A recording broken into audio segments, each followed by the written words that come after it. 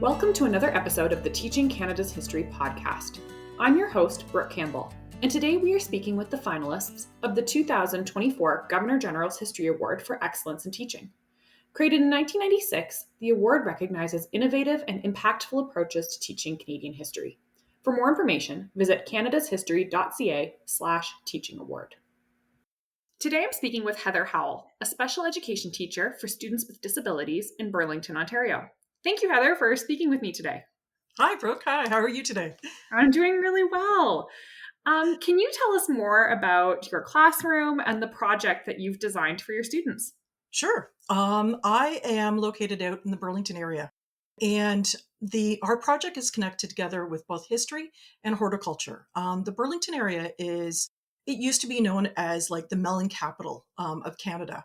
So just in terms of the Burlington area has been involved with horticulture for thousands of years, from both our Indigenous treaty partners that have been many different First Nations have been in this area that have planted, from things from corn, beans, as well as tobacco, and also kind of used our rich land in terms of being around the waters, as well as our forests.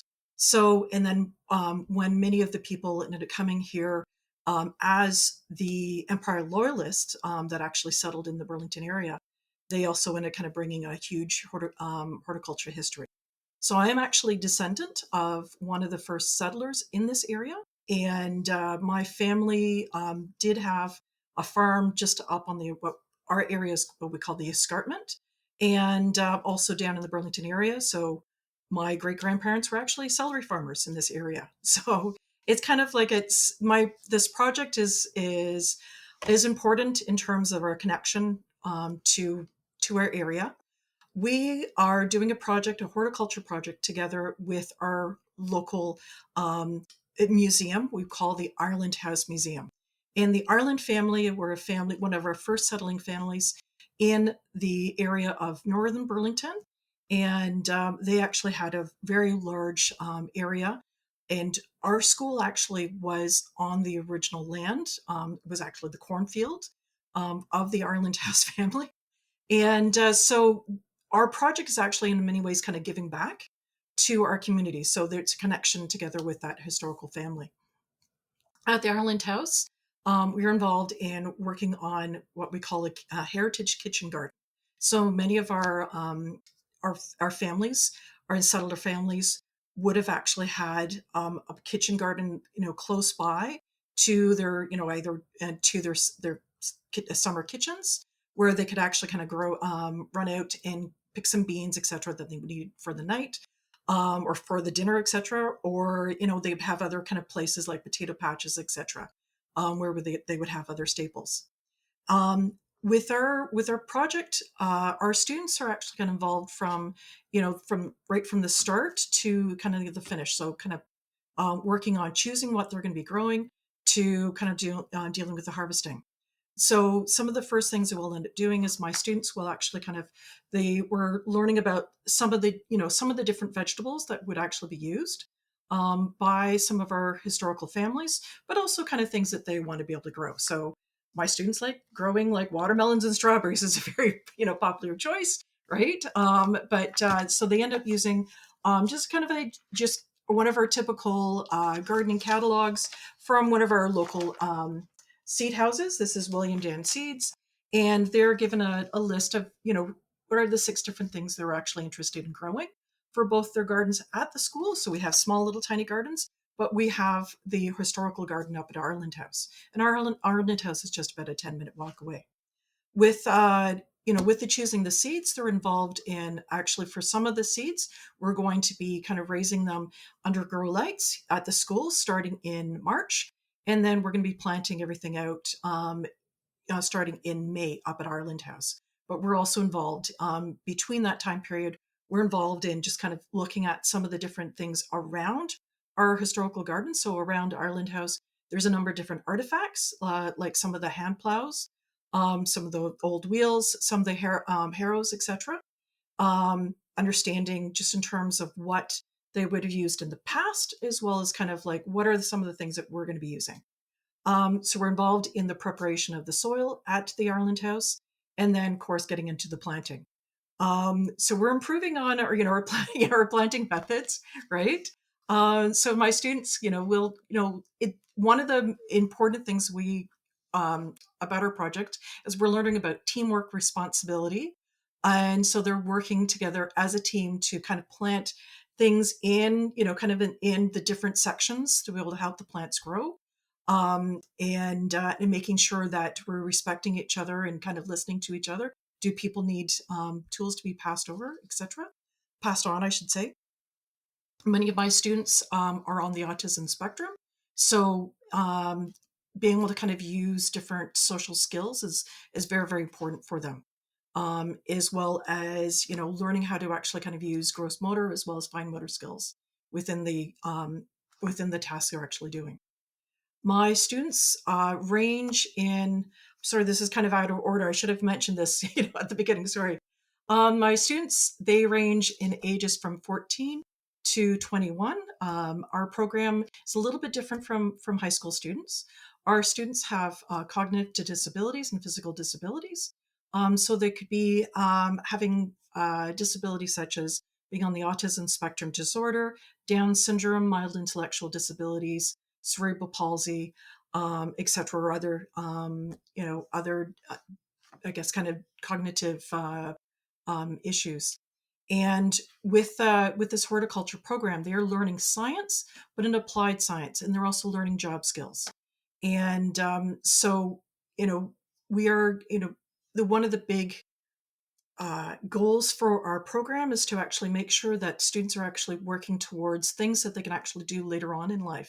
So this could be job skills, as well as kind of cognitives, I guess kind of academic cognitive skills. So which such as math and literacy, as well as the interpersonal skills. So this project that we're dealing with actually kind of pulls in all of these different things in an applied ways.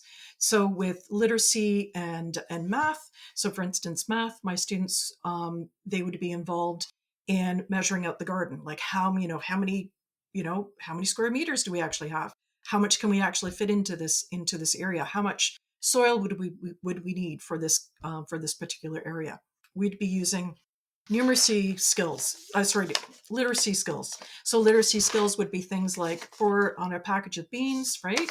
Reading all the different, steps and instructions in the back of the packages. Our interpersonal skills are involved in sharing of tools, kind of, what are the next things we need to actually do, and job skills that would be connected to, looking around, what needs to get done, have we left any tools behind, the steps that you actually need to be able to do to get the tools from the shed to kind of putting away the tools, etc. So it's a very involved project. And I was just out, later on, kind of in June, after a planting, we would do, the first bit of harvesting, and we continue on actually doing the harvesting. And I just finished coming out from the garden this morning. So we had about 13 pounds we have our tomatoes, hot peppers, and what else did we harvest today? Zucchinis and cucumbers. So lots of different things that we're pulling out of the garden. But potatoes are, other products we've been bringing in, lettuce. Broccoli was the other thing that I also brought in today. So, and all the different foods that we're actually harvesting ends up going not to the Ireland House or to our school, but it actually goes to our local charity, which is the Burlington Food Bank. So we are the kind of like one of the gardening areas for the Burlington Food Bank. So for the supporting horticulture gardens for the Burlington Food Bank. That's amazing. I love that community connection, and Yes. it's so fun too, right? On top of this being this really holistic and hands-on learning experience. I know you weave lessons about history as well throughout this work. Can you share more about what aspects of historical thinking your students are really able to deepen throughout this project? So that's the aspect of historical thinking. We talk about continuation and change. So we'll talk about kind of just in terms of what did they actually use in the past, in terms of harvesting, plant, kind of tilling the soil. What are some of the crops that they actually would have been planting at the time, and how has it actually changed to now? So I'll give an example in terms of for my students, if we're going to actually kind of improving the soil using, kind of some type of fertilizer, what are we actually using now? So our students are kind of seeing me, or and have actually used at the school. They've been using a liquid fertilizer that we can buy at Canadian Tire, etc. But what did they use in the past? And we talked about at the Ireland House that how they would have actually had animals. What do the animals actually produce? Of course, manure, right? And this is actually what they would have used within the soil to actually ameliorate the soil. So, and the same thing with some of the equipment. And we've gone down as a class, we've actually gone down to the Joseph Brant Museum, which is the sister museum to the Ireland House Museum. And at Joseph Brant Museum, they actually have a beautiful display of horticulture in the past in Burlington, and they actually have some of the pieces of equipment that we don't use, like a scythe, right, or a hay rake, etc., that is mounted on the walls, right? And so my students can actually see what did they use in the past, right? What are we using in the present in terms of tilling the soil? So one of my students loves using something we call a U-bar, right, to be able to till the soil. And we also have equipment, some of the kind of the Harrows equipment that are still there, just on the property of the Ireland House Museum. So with my students, I we don't we're not using kind of like the standard kind of history textbooks and everything else. Many of the students have difficulty in terms of literacy, right? Many, a couple of my students are nonverbal. So our my historical project, it's a very hands-on type of stuff. We're learning through kind of like seeing and doing versus kind of doing a lot of the writing that your typical history class would actually end up, learning about. Yeah, that ties really well, I think, into my next question, which is talking about what resources then do you like to use to help support this? You can talk more about the hands-on elements, but what else do you go to when you're trying to supplement your lessons or whatnot? I know, stuff I would love to kind of actually use a lot more. It was more of the historical sea catalog. So my students have actually seen some of the historical sea catalogs down at the Joseph Brant Museum. We had a chance to actually go into the back to the archives to be able to see some of the things. I'm hoping that we'll actually have a chance to be able to go to the Canadian Centre for Horticulture, history, which is over at the Royal Botanical Gardens. They have an amazing collection of seed catalogs from many of the different seed houses around Canada and beyond, places that of course, have disappeared. And so it's being able to kind of use seed catalogs is one of our primary tools, but it's also kind of using what do we have actually on the property of the Ireland House Museum in terms of the tools and seeing some of the old pictures and actually with, the house itself.